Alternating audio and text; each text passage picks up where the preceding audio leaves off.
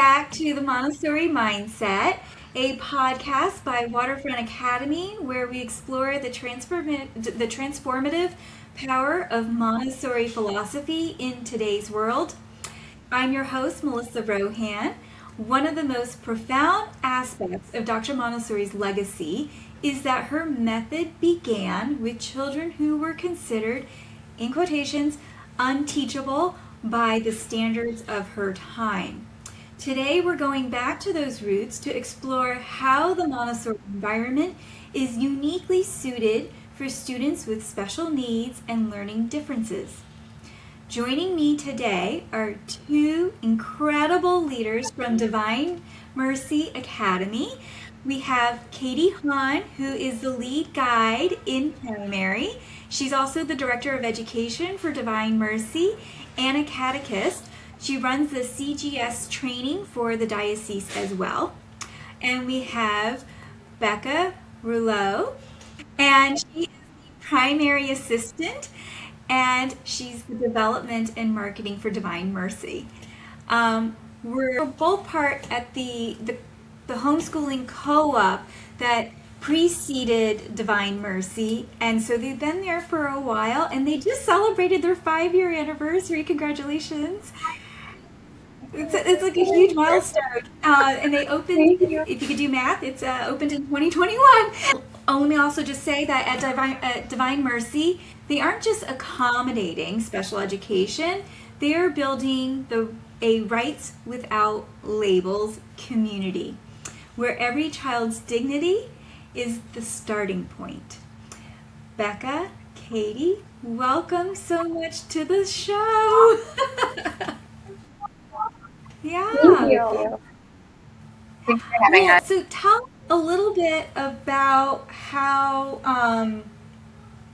Dr. Montessori started with working with children with disabilities and how Divine Mercy Academy returned to those origins in serving the modern needs. Yeah, I want to say yesterday we just celebrated this a little bit with St. Catherine Drexel. We were talking about her yesterday. But just this past fall, the Holy See had just mentioned Maria Montessori and those roots, and the fact that we are back to the roots, and that you brought up as well of teaching children that maybe we didn't see that we could teach before, but with a method that she researched, and just looking for any children, giving that accessibility. And so that's a real mission of us, our accessibility, both financially, both as well as accessible for anyone with different learning needs. We want to meet them all, but within a community. Yeah, and Maria Montessori, I learned that she was called the mother of special education, which is really beautiful and so true, that those were her first, students, the first children that she worked with. And it really shows itself in her method, especially in the classroom with children. It's already, you can see that it's already, there for them. Just how the method works and honoring the individual nature of every child. So we've really found that to be beautiful. And there are certainly challenges. Like this is a challenging work, but it's really beautiful to see come to life. And also we really value the diversity of learners that we have. I mean, that is a great gift to see children who are very gifted working alongside those who are, growing along. And to see them together is really beautiful. We get to see the mixed age groups and that multi-age classroom come to life in sort of a new way as well, where they're helping each other academically, just depending on the diversity of needs that they have, and helping each other socially and emotionally. So there's just several different ways where it's just a really beautiful vision that she had from the beginning, that I think even in starting, we weren't sure how possible it was or what it would look like. But now, being 5 years in, we really have been blessed to see the beauty. It's definitely been just like a trust in God showing us through it all. But then we're looking back and we're like, oh, Maria, you had this already. You knew what you were doing. Here we are trying to figure it out.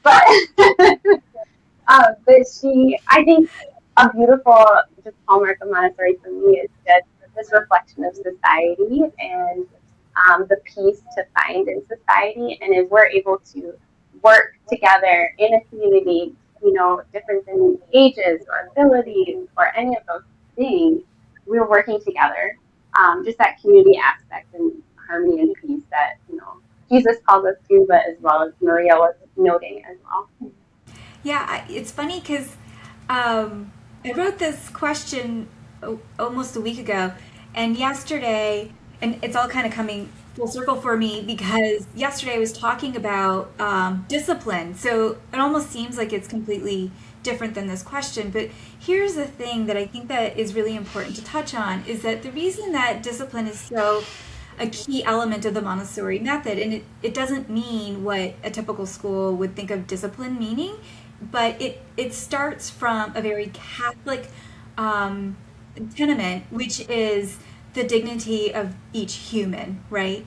Because we're all born in the image of God, right? And so if we start from that spot and knowing that a child is just a shorter human, right?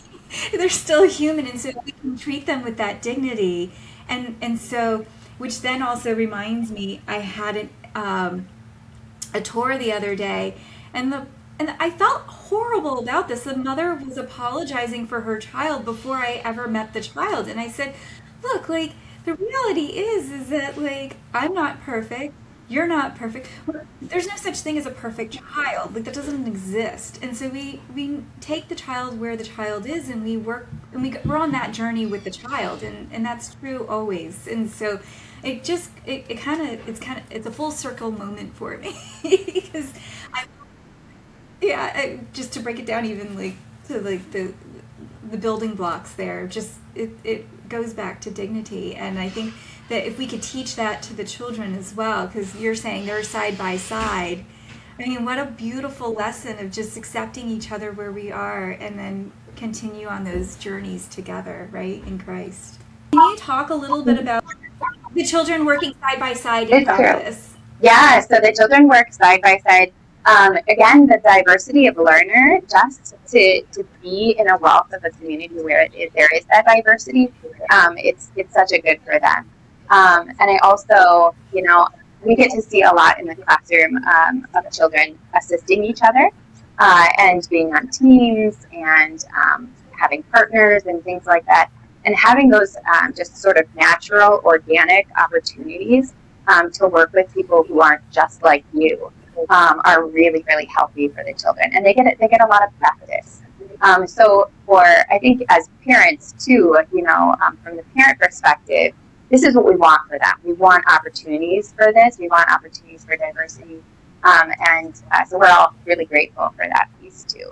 Yeah, I think they end up being just such a gift to everyone, one another, and that trying to look for those, you know, gifts in each other and how we can collaborate within a community. It's so beautiful to watch them discover.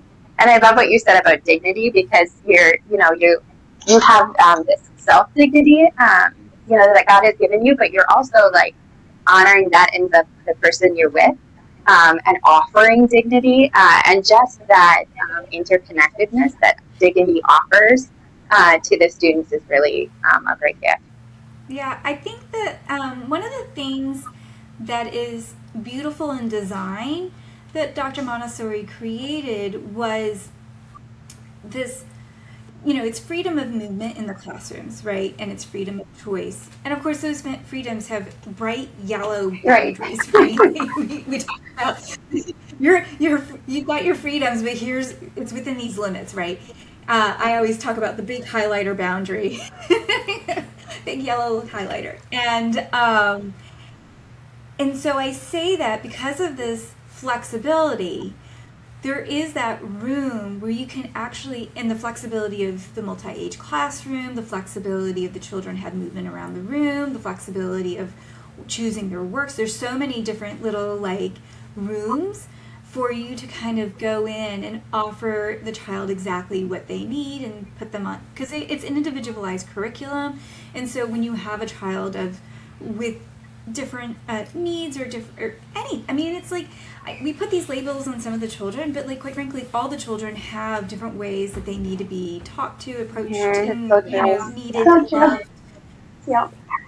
Yeah, and so with the Montessori method, you can go into that classroom and you have the child for 3 years. You don't like kick them out after a year. And so you really get to know the child. And so that third year is just so valuable because you can offer that child something that wouldn't be able to in just because I mean it takes what, like at least 3 to 4 months to get to know the child, and then you're halfway through the year and then they're going to leave.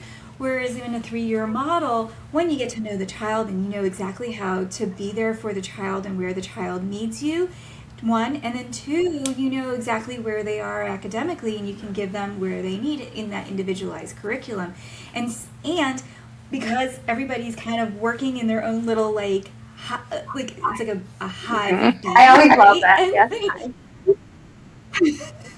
You can just go in there and like a surgeon and help where the help is needed and guide where the guiding is needed. It's so beautiful how, just by design you can do that.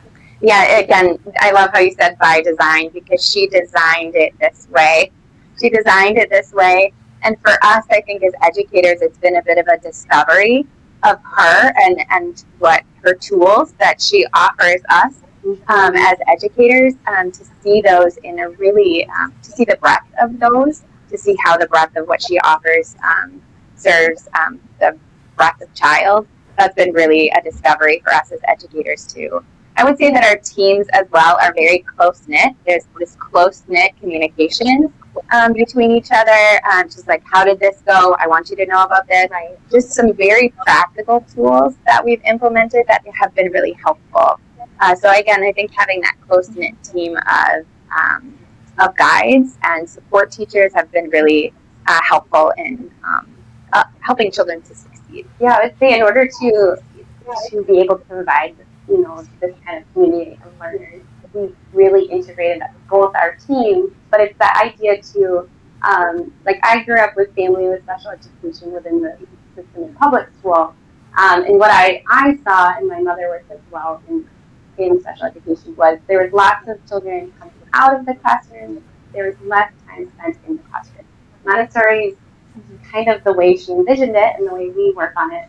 The classroom is your home base, and you're primarily in the classroom. This is your community. We have all these tools at our disposal, and your access is here for that. So that's just like a beautiful thing that I've been able to witness. So they're integrated in the classroom. Our team is integrated in the classroom, and just really collaborative as a community as well, which is mirroring the classroom. Yeah, that inclusion piece is just that's the best thing, because the Montessori method is the source. It's the source for all the other things. So having children included in the classroom as much as possible throughout the day, throughout the morning work cycle, is really our goal. Yeah. Can you talk a little bit also about how being your Catholic identity, how that is woven into this as well? So beautiful. Yeah, so Catholic identity. So we are a young school, and when we were founded, we really had this blessed opportunity to say, who do we want to be? Mm-hmm. And having a commitment to special education was absolutely part of that. That, the Lord blesses us with children, and and children come in all shapes and sizes and needs and all the things. And to be able to have a place within a Catholic community of peers who love them and who are also with their siblings. The children with special needs are here with their siblings too. That it's been such a gift. So it was really a commitment for us at the beginning. So even when we were founded, that was one of the pieces we got in place right away, was sort of this special education. What would that look like for us? And let's invest in it so that it doesn't become something that we're trying to piece together. Now, we don't have it all figured out. Children are teaching us a lot, but it's something that we felt was worthy of our investment, and it's just been such a gift. So and it felt wholeheartedly Catholic. to do that too, just honoring the dignity of, again, the children around us. Felt like what we wanted to do as a Catholic community too. There's a right in it. It felt right. And the Catholic piece paired with the Montessori piece, Montessori gave us the tools to do it, and the tools to do it well. So the two of those pieces, the Catholic Montessori piece, have really just been such a gift. They really complete each other, especially when we're talking about children with special needs, because it serves them just by design, by definition, by how they were created. They serve each other. Yeah, I think you started the conversation with the word dignity, and I think that's where we just go back each time, just drawn back to that. So dignity, growth, and meeting a child's potential. Each child is created, and that we want to serve them and be able to allow that growth in that space to be. So, like using the environment, all the tools we have within Montessori. Our commitment with working with the family, which goes back to even just the catechism and the Pope mentioning this as well as the parent is also a huge piece in that. So we lean a lot on parents as primary educators. Like they're the ones who know their children best. So we lean on that a lot. We have a lot of home and school connections in writing our support plans for children. That's all all done with the families. Because again, those parents are just so integral to having success for the child. Yeah, I 100% wholeheartedly agree, because we're taught that, right, as Catholics, is that the parents are the first educators, and I also talk to our parents about that a lot. I think that it's, I don't want to say easy, but I feel that when you have a certain amount of brain space as a parent, whatever you can like check off is like, you're like, okay, that's taken care of, and I can move on. So, we're okay. Good. I'm not alone in that. And so I have to remind parents, you are the first educator, right? And like bringing them back into the fold. This is a team effort. We're working together. And Dr. Montessori, when she put this together, she wrote about it. She didn't write a lot on it, but she did, and it was very poignant. She was like, this is not supposed to replace the mother. This is to add. And also, there was a lot going on in Italy at the time, and so a lot of mothers had to leave their children for the first time to go to work. And so she wanted a nice little soft landing place that was very similar to what was going to happen in the home. So this is, it's always been the parents are the first educators, and we should continue that. They're not our children; they're yours, and we're just here to I think support. So that's something super attractive to me from Montessori, and to hear from parents as well, of just some of the skills they're learning in the classroom. The fact that it's called Children's House, we call our classroom library, but of course it is the Children's House. But the way it works together, just, we talked about community, working together, but a lot of the skills that they're learning are able to bring home. And one big piece of Montessori, this is for someone with neurodivergence or not, but we're building this confidence, independence, which is just a great catalyst for so much growth and learning.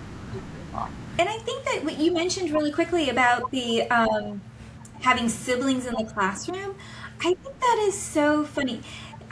We've had several. I mean, we currently have a few sets of siblings here, but every once in a while I'll have a parent who's like, oh, "You're gonna have both of them in the same classroom, right?" Like, I don't know about this. And what ends up happening? Tell me if you've had the same reaction. But what ends up happening after a few months in the school, the parents come and they're like, I cannot believe our children love each other again, right? It's been it's been a family transforming event for that. And so if I can support the family, I won, right? Like I did my job. Yeah, we've had a similar experience where children are just the sibling pairs are, they're definitely still siblings. But it's really a beautiful thing. And I think especially for our students with special needs and those who need extra support, that often it's the case where, a Catholic Montessori education is not available for them. And sometimes they're at different schools, or, parents have to figure out different arrangements. And it's just such a gift to be able to have them all in one place. So that was really part of our goal. And we came across this beautiful phrase when we were first being formed as a school. And it was from Pope Leo. I think it was Pope Leo the 13th. But and I'm paraphrasing, but he talked about the home, the church, and the school. The home, the church, and the school creating this sanctuary of education. When those three things are united, the home is home, school, and church.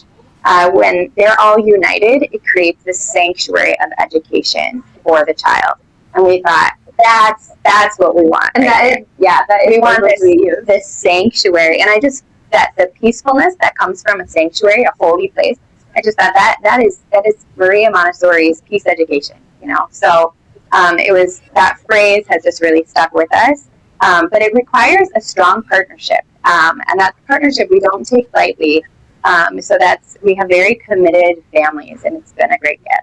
That's wonderful. That is a blessing when you have the parents who are so involved and committed. That's everything. That's the one thing I think that could make the relationship go this way or this way, right? Like it's the glue when the parents are involved. It works. I'm going to shift a little and talk a little bit about your prepared environment, because you're bringing children in, obviously different ages, boys, girls, right? But there are learning differences as well. So how is the prepared environment supporting this? Well, we talked a little bit more about Montessori and just the different tools within the classroom. I think I also mentioned having family that went through special education as well. And one of the really important things that was helpful to them is just they were twins, is making sure that they had access to a lot of those life skills and practical life. And that's one huge piece that's already built into Montessori. We want self-care, we want environmental care, and that's already a part of the environment. But the prepared environment already has different tools for this learner and this learner in the same space. They can learn alongside each other. So they're building all this life skill. They're also growing academically because they have different tools accessible already. It can be sensory input, which is beautiful. We don't need to go out and create that type of input. It's in the classroom. We just need to guide it. We can build in gross motor, which is beautiful as well. There's just so many pieces that you see the need, and you just look at what Maria already found. We just need to discover it for ourselves and present it and guide it, and serve the child that way. Yeah. And I would say too that, she already gives Maria Montessori already gives the educator her own freedom with limits. Mm-hmm. And that freedom really helps to foster creativity in our environments. So just being able to curate the space so that everyone is able to move freely, just in little ways. So having that freedom, again, within limits. She offers limits. Yes. But it fosters a lot of creativity as an educator. And, for some educators, it really helps you to come alive. Like, you need to find a new way to teach this thing using these things. Mm-hmm. And so we do have, creating materials to help with a very specific direct aim or skill that we want for a child has really been a source of, again, creativity, partnership among educators. And it's kind of fun. It's great. You have a goal, and you're trying to meet that goal together. Yes, strategically through through observation, so that it has that scientific pedagogy to it, and that's just a great gift. And there are different things in the environment. So sometimes we might have a chair, like a specific kind of chair that we utilize for a child. It doesn't mean that necessarily other children can't sit there, but it's something that's in the environment specifically for a child. So there are different things like that, but we're also able to move materials between classrooms as well. And that's really helpful. We'll swap materials back and forth depending on the needs of a child. So there's a lot of creative, collaborative work in that. I think it's great that your podcast is called the Montessori Mindset, because that's exactly a huge piece in making it successful, is that you have this Montessori mindset. You're able to create this for this child, or bring this into the classroom, or discover exactly what can meet that need and meet the goal with the direct aim, which is beautiful. Yeah, I think that when I say Montessori mindset, and you kind of touched on this as well, is that we're using a lot of the scientific method when we're doing this, right? So we see a problem and we're like, okay, let's try and, use this furniture, or move the furnitures this way so we don't have a runway, right? Or I don't know, right? There's different things that we could do, little tweaks, and we observe, we see if it works out. And if it does, great. If not, we go back. And so, so a lot of, and Dr. Montessori talks about not only the prepared environment, but the prepared adult, right? To have that scientific mindset for sure, but, and be curious, and and I think that like you're doing all the right stuff. I'm very excited about this, and thank you. That's really where the Montessori mindset is that we're all little scientists.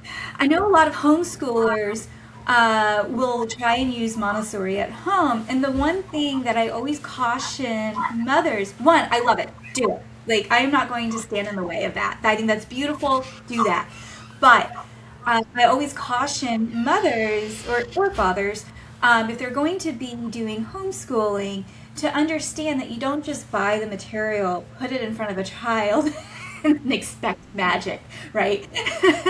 so you kind of have to be intentional yourself as the adult in preparing the environment, preparing the materials, and observing and making tweaks along the way, and moving the child along from skill to skill. It's the prepared adult that really is guiding this ship, right? And so I think that that's part of that mindset that really is important for the prepared. Yeah, when thinking about the prepared environment with this Montessori mindset, it's very humbling too, because we make mistakes all the time. We're like, that did not work, or this transition plan, or this social story, or that didn't work. And so to have the humility to just say, that didn't work, and we learned, and now let's try this, or we're going to tweak it this way. And so there's a great openness and humility to work on the next thing, and to be able to receive those mistakes as opportunities to create something better. There's more Catholic identity. We keep our humility and we stay humble. I was going to say the same thing. That's very I know. We were thinking the same thought. Oh man. Yeah, we are definitely growing. Yes. So I wanted to quickly talk about this. I know that, like, for example, in the public schools, they have something that's called an IEP. Are you using IEPs at Divine Mercy, and what does that look like? Yes, absolutely. So our students, some of our students do come to us with IEPs already. At school, when we create what is kind of an IEP, we call it a support plan. And it really just lays out specifically for the sake of the educators as well as the family, specifically how we are going to individualize things for children to succeed. What support? We ask ourselves the question: what supports do the children need? Does the student need in order to have success in the classroom? We're looking for both academic success, of course, but also we're looking for just the full child success, feeling joyful, feeling that dignity, social, emotional growth. So we're really looking at the whole child when we're working with support plans. Sometimes IEPs, because of their design, are very specific to educational pieces. And for us, we really look at the holistic view. So it might be a subtle skill like grace and courtesy. Like, we're really going to work on grace and courtesy in this way. Sometimes it's interacting with peers. It's not appropriate to ask for a hug all the time. This is what you can do for a hug. And so different examples like that have really helped us to hone in on helping the child to be successful with their community, and to be directed about, have some direction about that is comfortable with, that the home is comfortable with too. So it's great to hear from parents, like, what do you want for your child, or what's a goal that you have for your child? And to be able to ask those questions and get to those specific goals are really helpful. The IEP or the support plan really helps us to get there. It's also a piece of accountability, that we have an accountability to our students.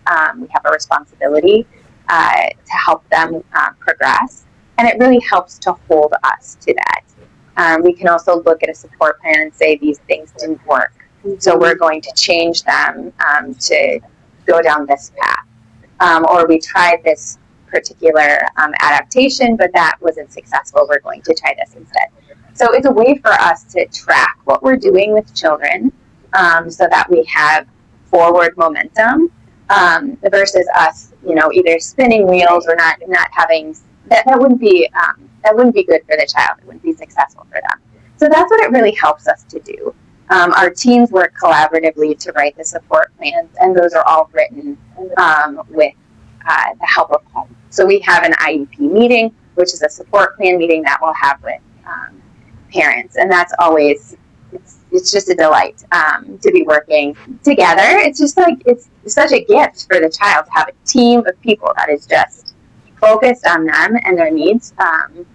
So it's a great gift to have parent support in that. There's such a understanding of the full team, and like you said, home and school, just having that full approach, and that we're all on the same page in how we're approaching. This is exactly what we think will work. This is where we want to grow. It's been beautiful to hear from the parents where they see the growth too. So we're not out of alignment of what they are looking for too. Mm-hmm. That's been beautiful to hear from them. We do work in collaboration with the school district where our school is, and so there are professionals there that are ready to help us as well. So that's also a professional gift that we have, is working closely with our school district. That is a gift. That's a blessing for sure.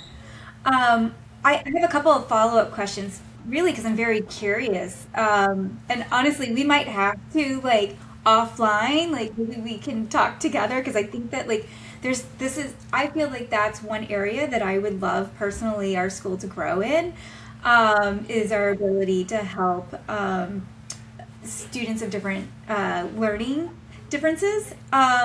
So you're not, just for clarification, you're not diagnosing. No, we are not diagnosticians. We're educators. Yep.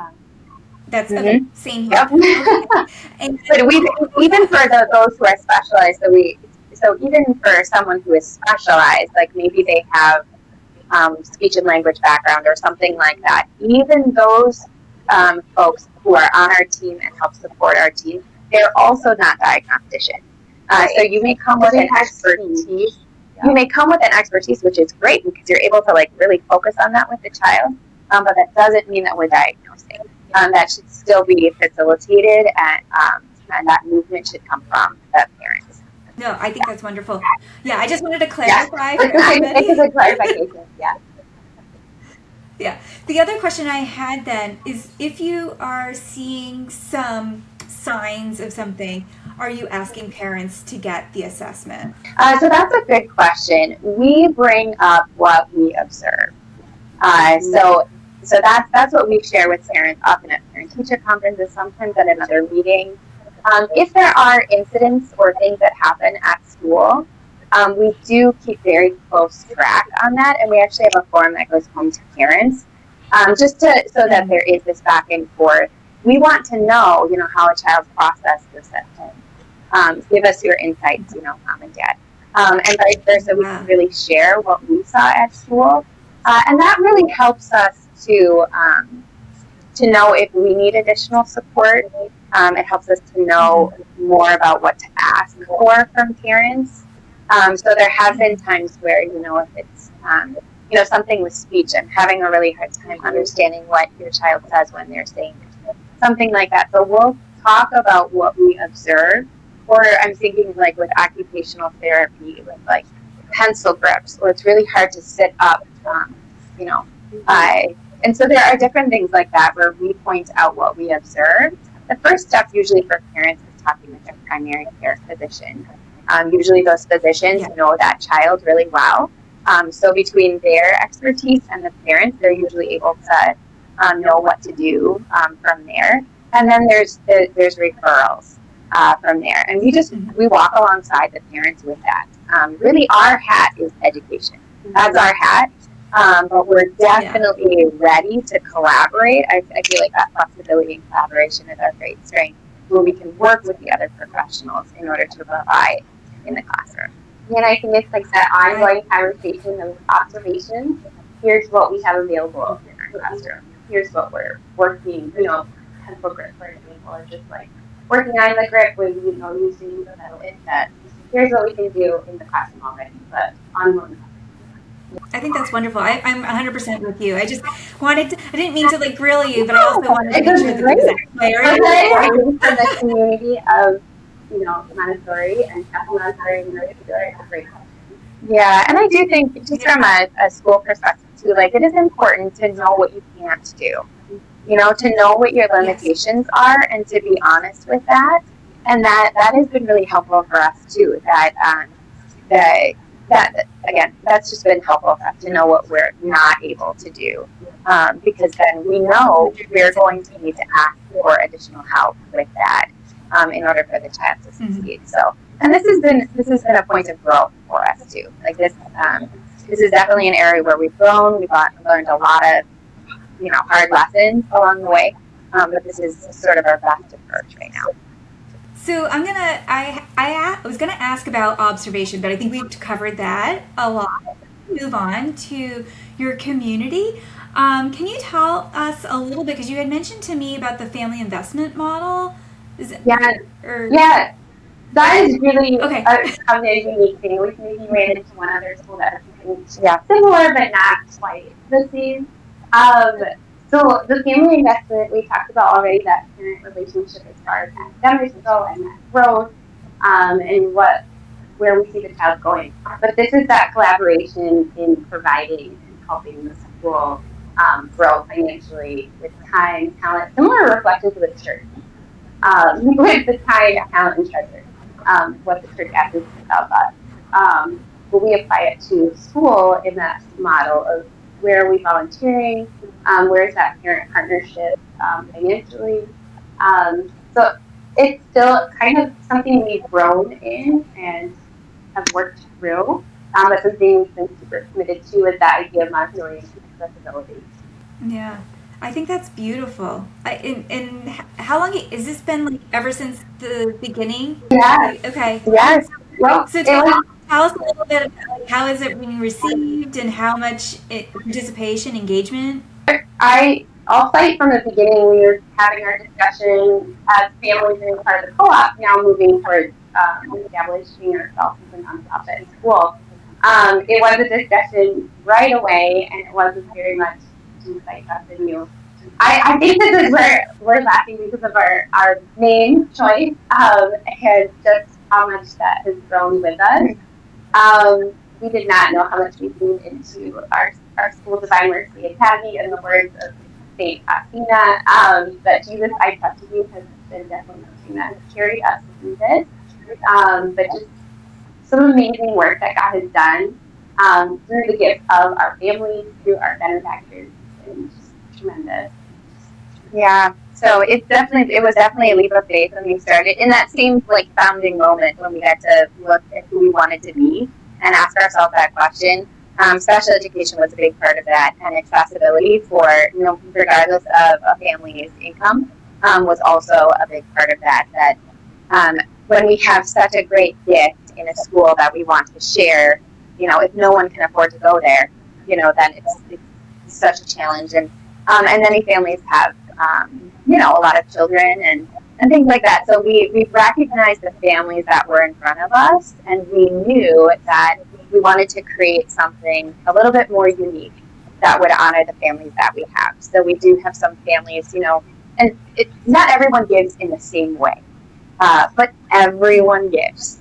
Everyone gives, everyone sacrifices. But it looks different for different families. Some families have more time to offer, like maybe there's one stay-at-home parent and they come and do recess duty every Monday or something like that. We have these parent partnerships that really work well because that often those families, those parents really want to be involved in their children's education, and they get to see, their son or daughter, at recess.